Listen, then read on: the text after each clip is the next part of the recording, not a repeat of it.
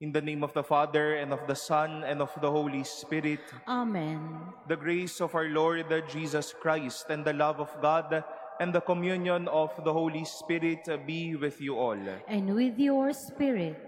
Beloved brothers and sisters, we celebrate today the solemnity of the Ascension of our Lord. We also celebrate today the 60th World Day of Communications with the theme Preserving Human Voices and Faces. We ask the Lord that He may bless us with genuineness of our faith and also the genuineness of our lives, that it may be a beautiful ingredient to spreading His gospel and becoming His missionaries. For us to be less unworthy to celebrate the mysteries of Christ's love, let us ask for pardon and strength for the sins we have committed, and rely and ask the Lord for His mercy and grace.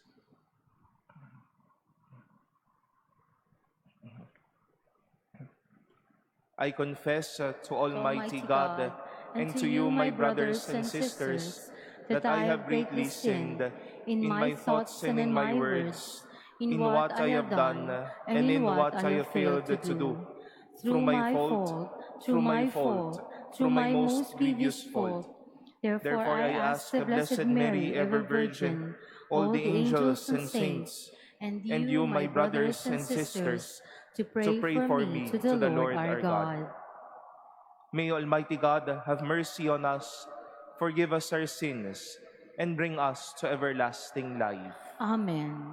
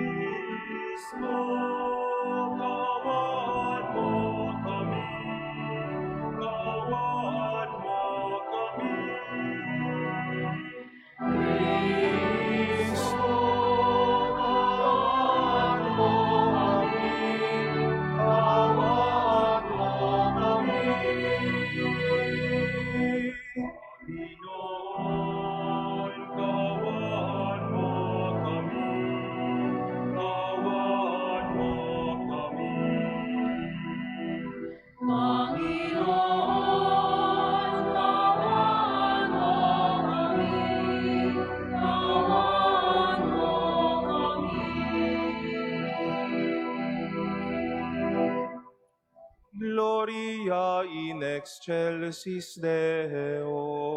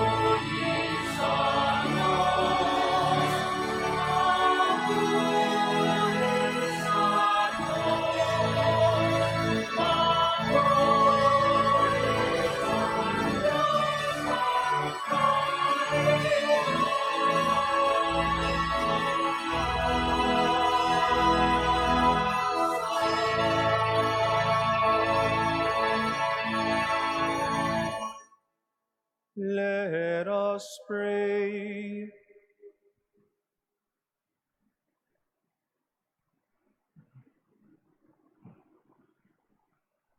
Gladden us with holy joys, Almighty God, and make us rejoice with devout thanksgiving. For the ascension of Christ your Son is our exaltation, and where the head has gone before in glory, the body is called to follow in hope. Through our Lord Jesus Christ, your Son, who lives and reigns with you in the unity of the Holy Spirit, God forever and ever.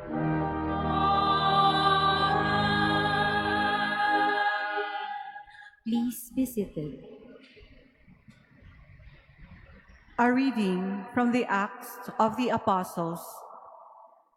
In the first book, Theophilus, I dealt with all that Jesus did and taught until the day he was taken up, after giving instructions through the Holy Spirit to the apostles whom he had chosen. He presented himself alive to them by many proofs after he had suffered, appearing to them during 40 days and speaking about the kingdom of God. While meeting with them, he enjoined them not to depart from Jerusalem, but to wait for the promise of the Father, about which you have heard me speak. For John baptized with water, but in a few days you will be baptized with the Holy Spirit. When they had gathered together, they asked him, Lord, are you at this time going to restore the kingdom to Israel? He answered them, It is not for you to know the times or seasons that the Father has established by his own authority. But you will receive power when the Holy Spirit comes upon you, and you will be my witnesses in Jerusalem, throughout Judea and Samaria, and to the ends of the earth. When he had said this, as they were looking on, he was lifted up, and a cloud took him from their sight. While they were looking intently at the sky as he was going, suddenly 2 men dressed in white garments stood beside them. They said, Men of Galilee, why are you standing there looking at the sky? This Jesus, who has been taken up from you into heaven, will return in the same way as you have seen him going into heaven. The word of the Lord. Thanks be to God.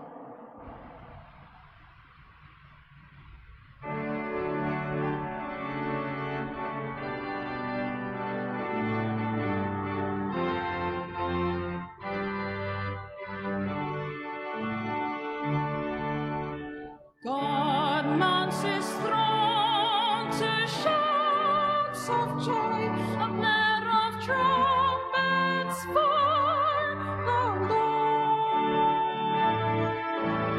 God mounts his throne to shouts of joy,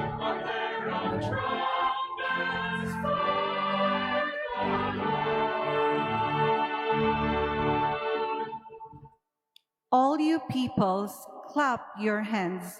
Shout to God with cries of gladness.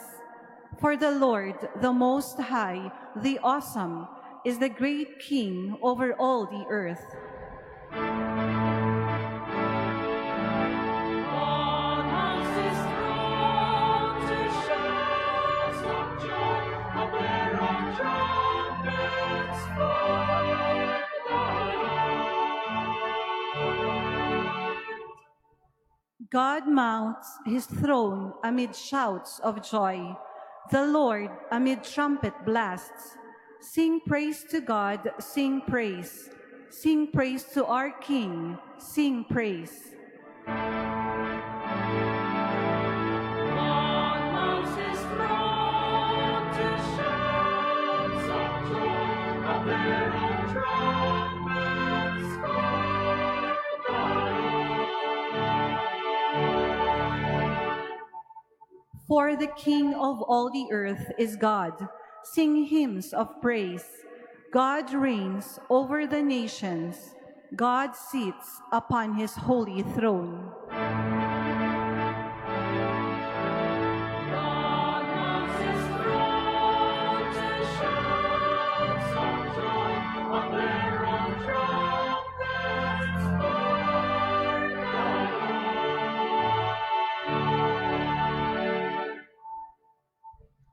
A reading from the letter of St. Paul to the Ephesians. Brothers and sisters, may the God of our Lord Jesus Christ, the Father of glory, give you a spirit of wisdom and revelation, resulting in knowledge of Him.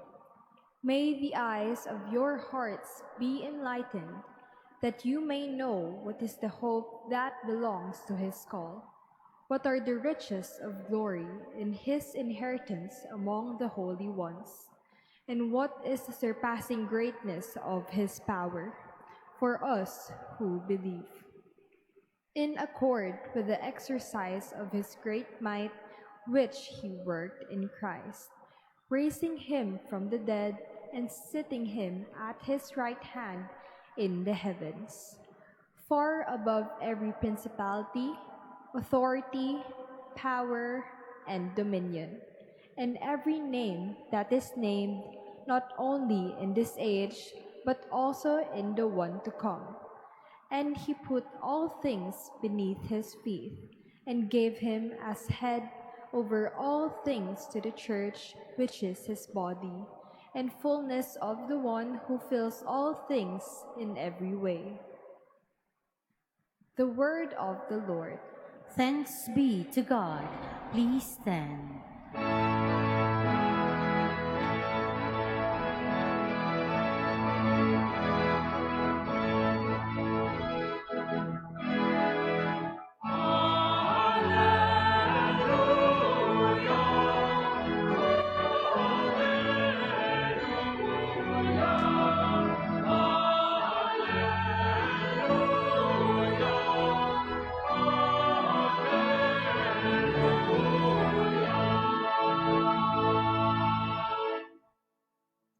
Go and teach all nations, says the Lord. I am with you always until the end of the world.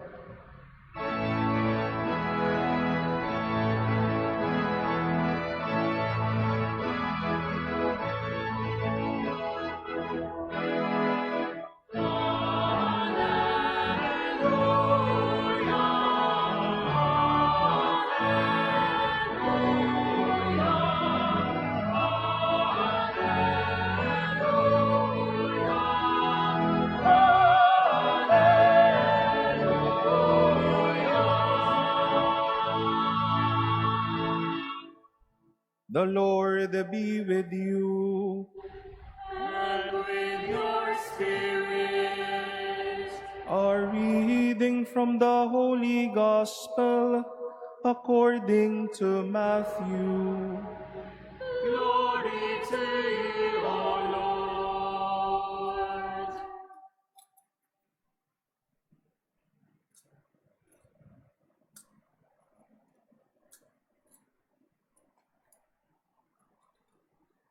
The 11 disciples went to Galilee, to the mountain to which Jesus had ordered them. When they saw him, they worshipped, but they doubted. Then Jesus approached and said to them, "All power in heaven and on earth has been given to me. Go, therefore, and make disciples of all nations, baptizing them in the name of the Father, and of the Son, and of the Holy Spirit, teaching them to observe all that I have commanded you. And behold, I am with you always until the end of the age." The Gospel of the Lord. Praise to you, Lord Jesus Christ. Please be seated. Good morning, my dear brothers and sisters. Morning, Father. Happy Easter po sa inyong lahat. And we wish to welcome our dear pilgrims, all of you, to the Manila Cathedral as we celebrate today this solemnity, the solemnity of the Ascension of our Lord. We welcome all of you, most especially the first-timers, our dear pilgrims, to your home here in Intramuros under the mantle of our dear Mama Mary, the Immaculate Conception. 40 days after Easter Sunday, when Jesus rose from the dead, it is now the time for us to bid Jesus a farewell. He ends, I like to put it in quotation, his presence and mission here on earth. Yet he goes up to the heavens and continues still his mission. From then on until now that we are all here, patuloy pa rin ginagawa ni Jesus ang kanyang misyon, ang kanyang pagliligtas at ang kanyang pagmamahal po sa atin.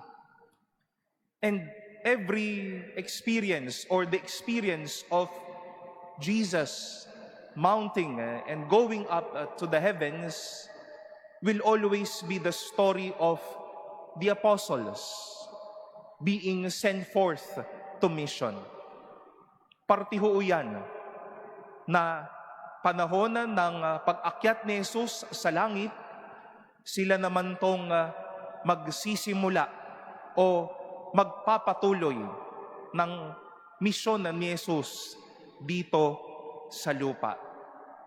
And we might ask the disciples and maybe ask ourselves, what could be that necessary ingredient for a mission to be successful? Ano ba ang kailangan natin upang maging totoo, magawa natin ang ating mission? Maybe, my dear brothers and sisters, we don't go out our houses. To the children here, it is your mission to follow and obey and do our mission well as children, as students, parents. It is your mission to take care of your children, of your spouses and husbands, to take care of the home or of the house. Mission ko po na ipalaganap din at tulungan kayong magnilay sa salita ng Diyos. Dalhin ang bawat isa sa atin kay Jesus. At kailangan natin ng lakas, kailangan natin ng resources, we need time, we need our energy to fulfill our mission. Am I right? Kailangan ho natin yung mga bagay na iyan. But looking at our readings this Ascension Sunday, we need this important thing that I do believe will make every mission successful. And that is the gift of your honest self, your sincere self, and your being alive. Yung totoong ikaw, yung tapat na ikaw, at yung buhay na ikaw. Looking at our first reading today, the first chapter from the Acts of the Apostles, St. Luke shared with Theophilus this important detail, how Jesus manifested himself to his disciples. And he said these words, he presented himself alive to them by many proofs after he had suffered. Yes, Jesus appeared by speaking something. When he appeared to the disciples in Emmaus, he would need bread and wine so that he can be reminded, or these two can be reminded of his presence. But with all of his manifestation, he presented himself alive, totoo, buhay, at tapat sa harapan ng mga alagad niya. When they were on that mountain, at that mountain of Galilee, St. Matthew gave us this report. They saw him, they worshipped him, but they doubted. Once more, without any words, Jesus made his mission or appeared to his apostles alive and true in front of them. But they doubted. And even the promise of Jesus, I will be with you always until the end of age, assures us of an enduring presence, of an everlasting accompaniment by Jesus or with Jesus in this life. Kailangan na ng salita sa pagmimisyon. Kailangan kung ano ang ating sasabihin. But we do believe over and above all these things, one important ingredient to mission is our honest self, our true self, and our being alive. Yung totoo, yung buhay at tapat na tayo. Dahil dyan po tayo iniligtas ng Diyos. This is the revelation St. Paul has said and shared in our second reading.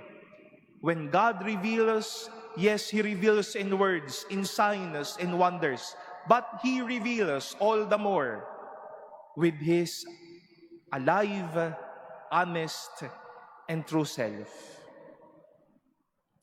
Ayan po sana ang magandang paalala sa atin na baka sa paglago ng panahon natin, baka unti-unti nang namamaskara ang katotohanan ng ating sarili, ang katapatan ng ating sarili, ang kabuhayan ng ating sarili ng mga madaming bagay sa buhay natin.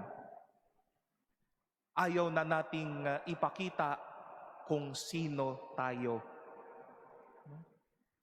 Baka ayaw nating iparamdam sa katabi natin na totoo nga akong kasama mo ngayon.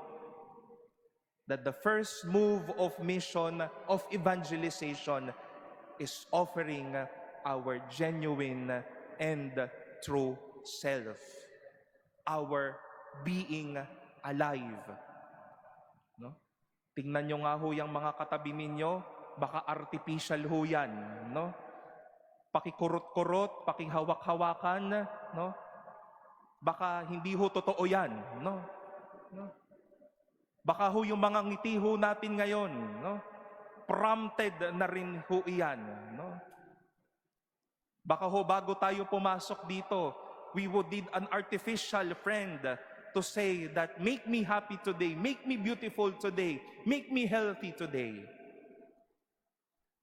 But Jesus is trying to teach us, no.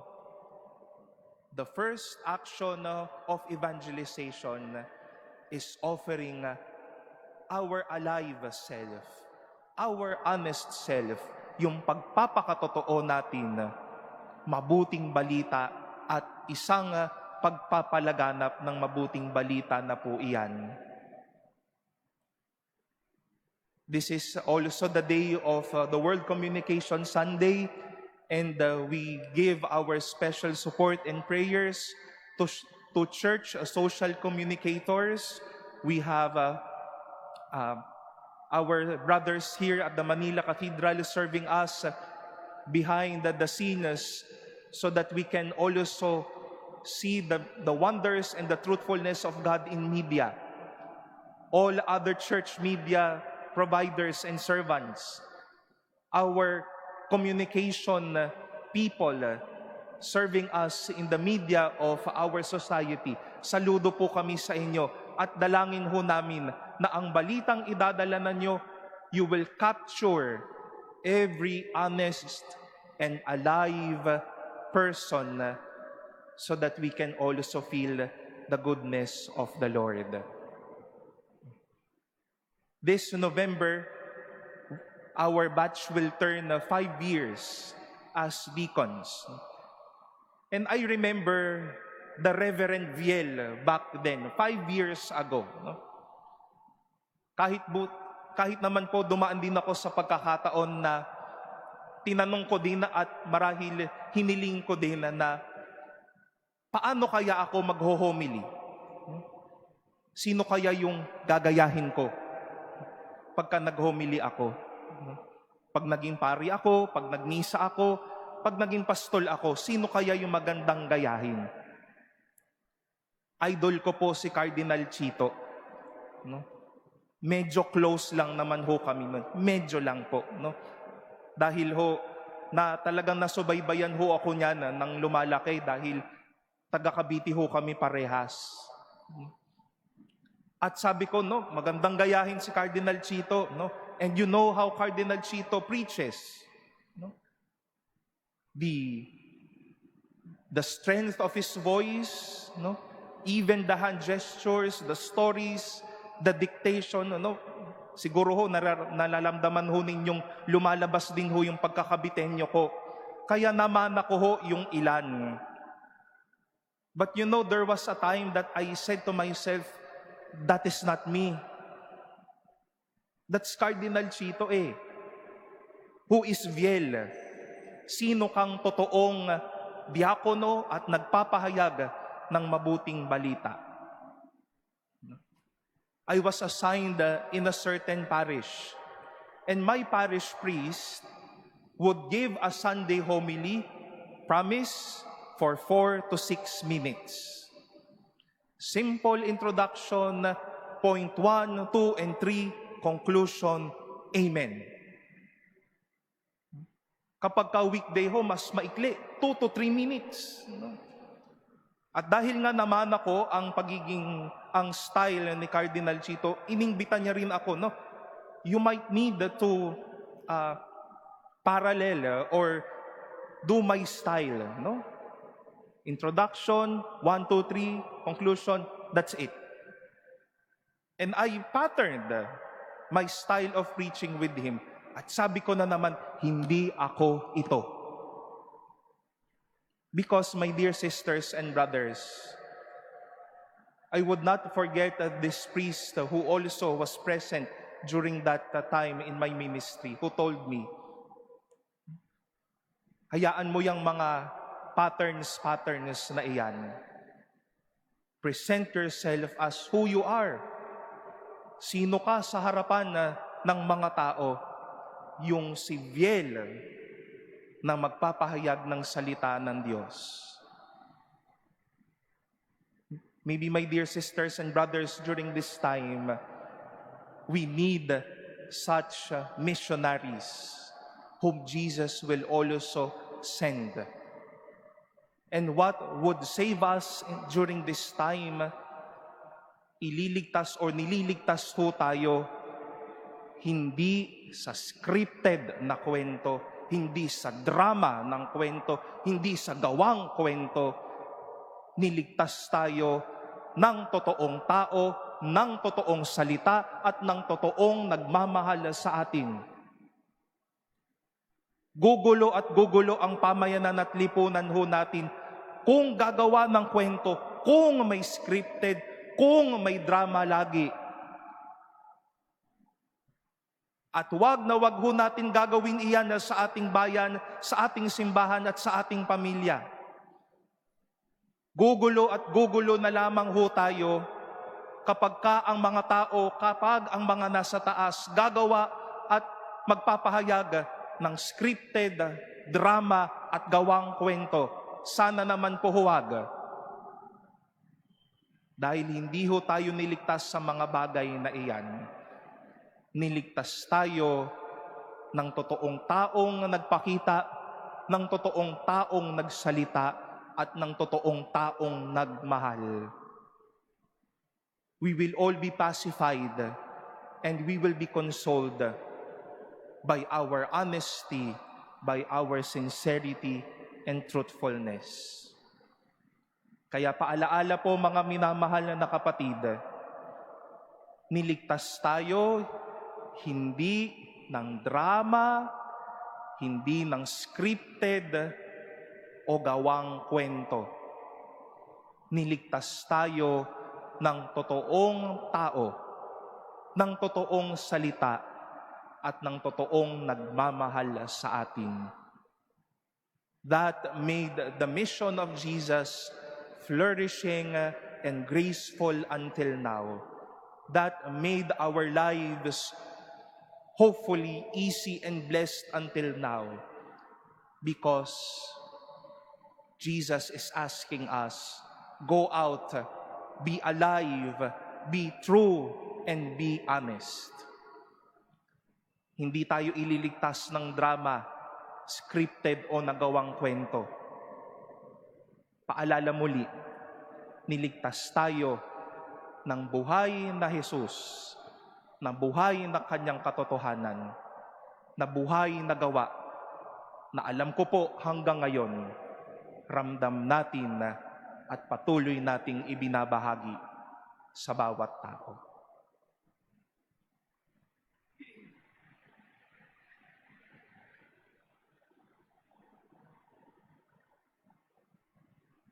Please stand. We now profess our faith. I believe in God, the Father Almighty, creator of heaven and earth, and in Jesus Christ, His only Son, our Lord, who was conceived by the Holy Spirit, born of the Virgin Mary, suffered under Pontius Pilate, was crucified, died, and was buried. He descended into hell. On the third day, He rose again from the dead. He ascended into heaven and is seated at the right hand of God, the Father Almighty.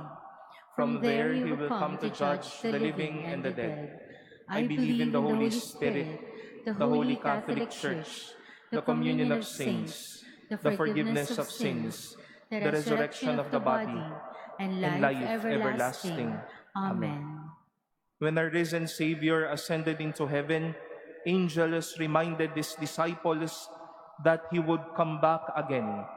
Until He comes, we continue His work by praying for all peoples and their needs. For every prayer we shall say, Lord, hear our prayer. Lord, hear our prayer. That God's holy people may deepen the interior life of prayer. Let us pray to the Lord. Lord, hear our prayer. That the nations may know the only true God and Jesus Christ, whom He has sent. Let us pray to the Lord.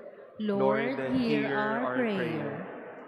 That all people who suffer persecution for being Christians may see their sufferings as a grace and blessing. Let us pray to the Lord. Lord, hear our prayer. We earnestly pray for peace in the Middle East and the world. May God purify the world of all violence, greed, and misuse of power that brings suffering and death to many. Let us pray to the Lord. Lord, hear our prayer. We pray for those who suffer because of the scourge of war, that peace may be granted to them soon, and may every people live in tranquility and freedom. Let us pray to the Lord. Lord, hear our prayer. that we may work and pray for the unity of all who bear the name of Christ. Let us pray to the Lord. Lord, Lord, hear hear our our prayer.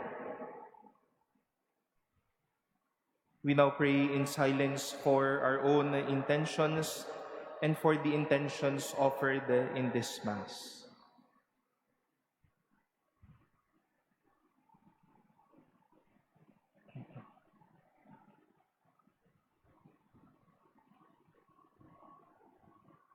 Let us pray to the Lord. Lord, hear our prayer. God our Father in heaven, your Son is now seated at your right hand, enthroned in eternal glory. We make our petitions through him who lives and reigns forever and ever. Amen. Please be seated.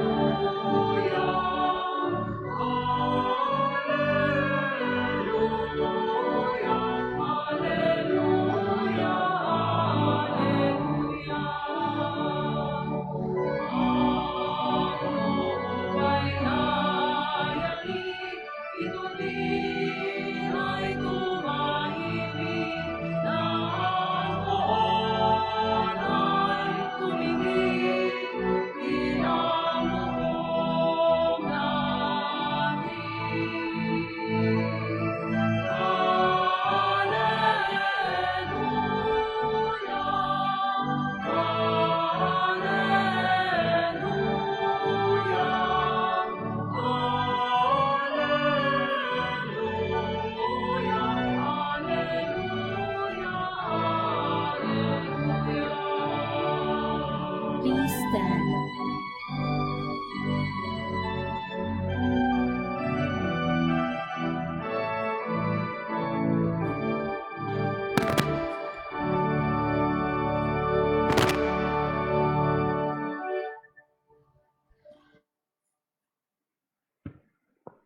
Pray, brothers and sisters, that my sacrifice and yours may be acceptable to God, the Almighty Father. May the Lord accept the sacrifice at your hands for the praise and glory of his name, for our good and the good of all his holy church. We offer sacrifice now in supplication, O Lord, to honor the wondrous ascension of your Son. Grant, we pray, that through this most holy exchange, we too may rise up to the heavenly realms, through Christ our Lord.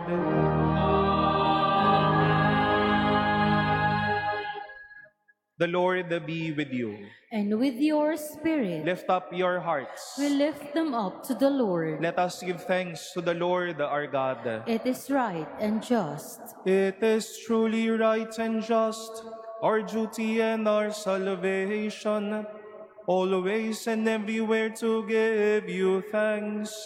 Lord, Holy Father, Almighty and eternal God, for the Lord Jesus, the King of glory, conqueror of sin and death, ascended today to the highest heavens, as the angels gazed in wonder. Mediator between God and man, Judge of the world and Lord of hosts, He ascended not to distance Himself from our lowly state, but that we, His members, might be confident of following where He, our head and founder, has gone before. Therefore, overcome with paschal joy, every land, every people exalts in your praise, and even the heavenly powers with the angelic hosts sing together the unending hymn of your glory as they acclaim.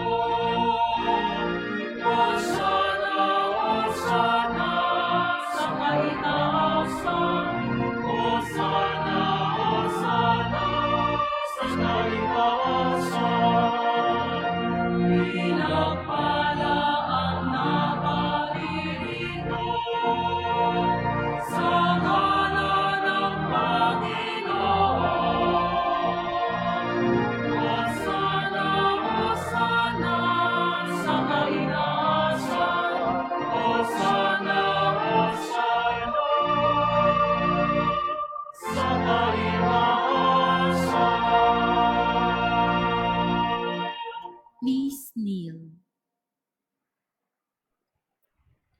To you, therefore, most merciful Father, we make humble prayer and petition through Jesus Christ, your Son, our Lord, that you accept and bless these gifts, these offerings, these holy and unblemished sacrifices, which we offer you firstly for your holy Catholic Church. Be pleased to grant her peace, to guard, unite, and govern her throughout the whole world, together with your servant Leo, our Pope, and Jose, our Bishop, and all those who, holding to the truth, hand on the Catholic and Apostolic faith. Remember, Lord, your servants and all gathered here, whose faith and devotion are known to you. For them we offer you this sacrifice of praise, or they offer it for themselves and all who are dear to them, for the redemption of their souls, in hope of health and well-being, and paying their homage to you, the eternal God, living and true. Celebrating the most sacred day on which your only begotten Son, our Lord, placed at the right hand of your glory our weak human nature, which he had united to himself, and in communion with those whose memory we venerate, especially the glorious ever Virgin Mary, Mother of our God and Lord Jesus Christ, and blessed Joseph, her spouse, your blessed apostles and martyrs, Peter and Paul, Andrew, and all your saints. We ask that through their merits and prayers, in all things, we may be defended by your protecting help. Therefore, Lord, we pray, graciously accept this oblation of our service, that of your whole family. Order our days in your peace, and command that we be delivered from eternal damnation and counted among the flock of those you have chosen. Be pleased, O God, we pray, to bless, acknowledge, and approve this offering in every respect. Make it spiritual and acceptable, so that it may become for us the body and blood of your most beloved Son, our Lord Jesus Christ. On the day before he was to suffer, he took bread in his holy and venerable hands, and with eyes raised to heaven, to you, O God, his almighty Father, giving you thanks, he said the blessing, broke the bread, and gave it to his disciples, saying, "Take this, all of you, and eat of it, for this is my body, which will be given up for you."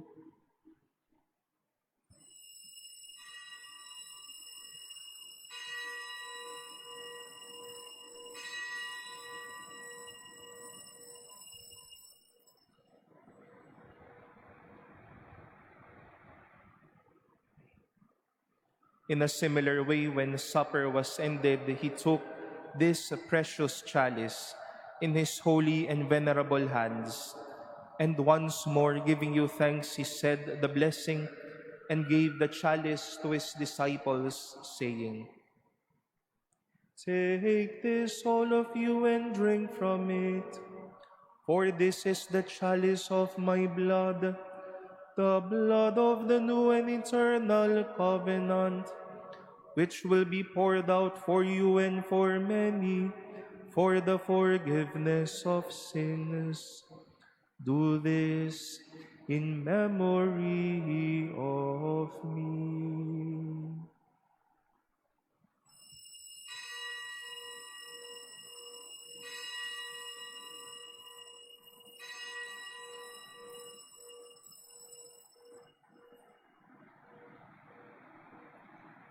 Please stand. The mystery of faith. Si Cristo'y namatay, si Cristo'y nabuhay, si Cristo'y babalik sa wakas ng panahon. Therefore, O Lord, as we celebrate the memorial of the Blessed Passion, the resurrection from the dead, and the glorious ascension into heaven of Christ, your Son, our Lord, we, your servants and your holy people, offer to your glorious majesty from the gifts that you have given us, this pure victim, this holy victim, this spotless victim, the holy bread of eternal life and the chalice of everlasting salvation. Be pleased to look upon these offerings with a serene and kindly countenance, and to accept them as once you were pleased to accept the gifts of your servant Abel the just, the sacrifice of Abraham, our father in faith, and the offering of your high priest Melchizedek, a holy sacrifice, a spotless victim. In humble prayer, we ask you, Almighty God, command that these gifts be borne by the hands of your holy angel to your altar on high, in the sight of your divine majesty, so that all of us, who through this participation at the altar receive the most holy body and blood of your Son, may be filled with every grace and heavenly blessing. Remember also, Lord, your servants who have gone before us with the sign of faith, and rest in the sleep of peace. Grant them, O Lord, we pray, and all who sleep in Christ, a place of refreshment, light, and peace. To us also, your servants, who though sinners, hope in your abundant mercies, graciously grant us some share and fellowship with your holy apostles and martyrs, with John the Baptist, Stephen, Matthias, Barnabas, and all your saints.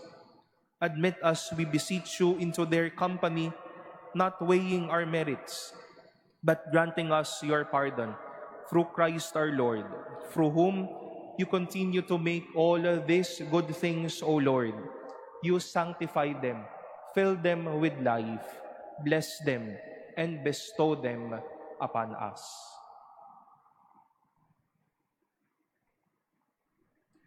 Through him and with him and in him, O God Almighty Father, in the unity of the Holy Spirit, all glory and honor is yours forever and ever.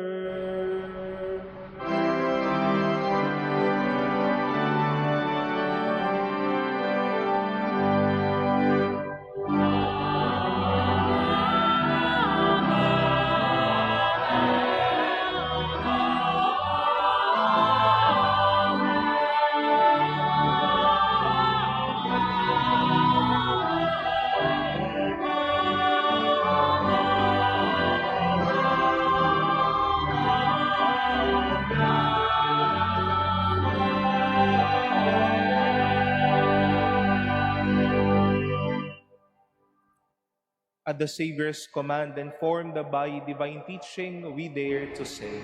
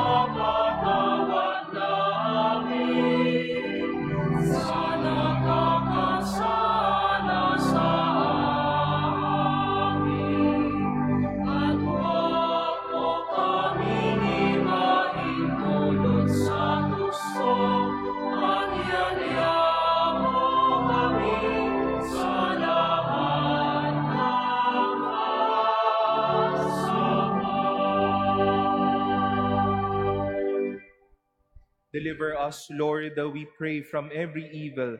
Graciously grant peace in our days, that by the help of your mercy, we may be always free from sin and safe from all distress, as we await the blessed hope and the coming of our Savior, Jesus Christ.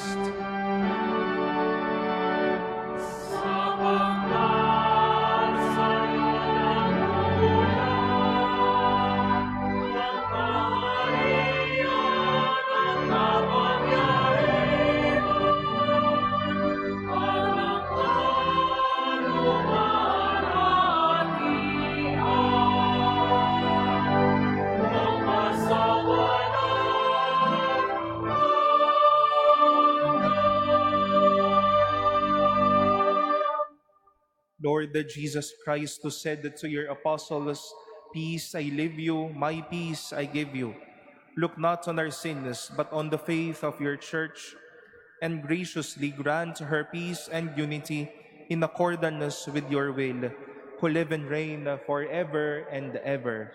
Amen. The peace of the Lord be with you always. And with your spirit. Let us offer each other the sign of peace.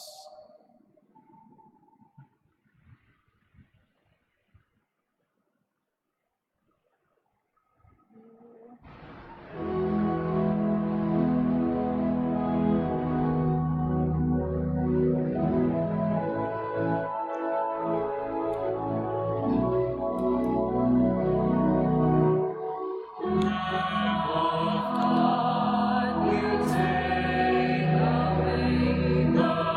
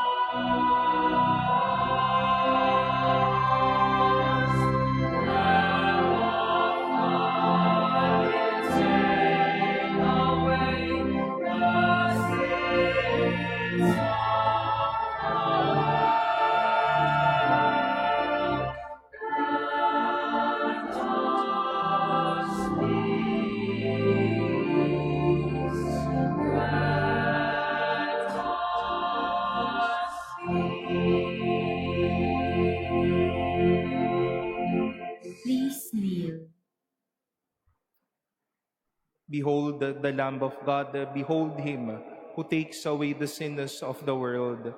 Blessed are those called to the supper of the Lamb. Lord, I am not worthy that you should enter under my roof, but only say the word, and my soul shall be healed.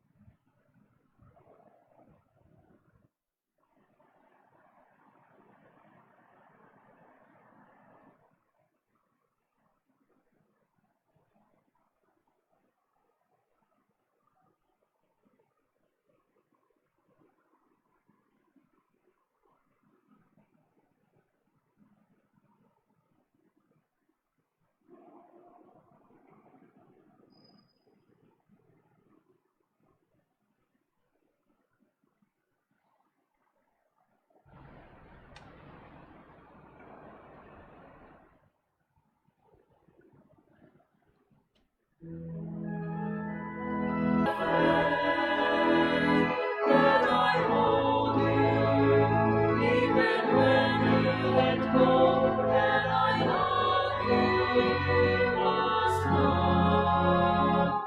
I am here, I am ever with you.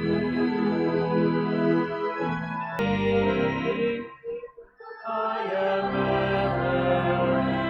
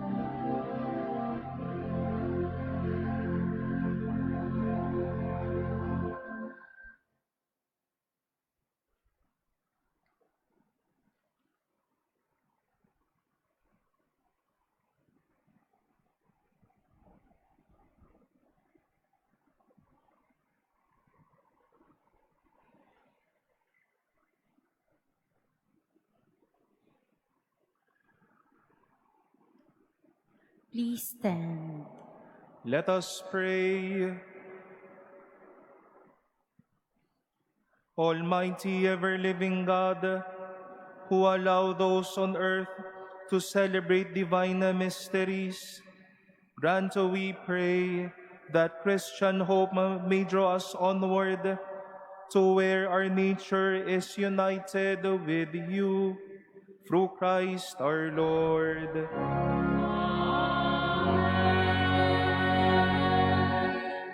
Before the final blessing, we wish to extend to all of you once more our gratitude for your presence and your unending support and generosity to the ministry of the Manila Cathedral. Maraming salamat po sa inyo pong patuloy na pakikiisa at sa inyong patuloy na pagiging mapagbigay. Purihin po natin ang Panginoon.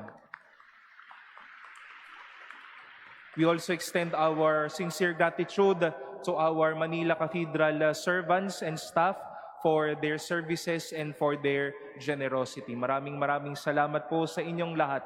Palakpakan po natin sila. And we continue to invite all of you to offer flowers to our Blessed Mother as we celebrate still the month of May, month of the Blessed Mother. And we invite you to take a look at our exhibit inside the Nuestra Señora del Pilar Chapel entitled Inay. And let us delight unto the images of the Blessed Mother, carrying her Son Jesus and promising us always the love of a mother and a son to us. And once again, we pray for all social media communicators And we pray that their mission may truly be inspiring with their honest, sincere, and generous giving of sharing the good news to us. In a special way, let us thank and remember in our prayers our social media team here in the Manila Cathedral. Romaine, who does the live streaming, Jodel, who does the video clips for our events, and our photographers, Earl, PD, and Eric. Sila po ang mga patuloy na nagkukuha at sabi nga po ni Pope Leo, who would also be the ways so that we can preserve human faces and human voices as we continue our journey. We pray for them and all the social media communicators so that they may spread as well the message of the Lord. The Lord be with you.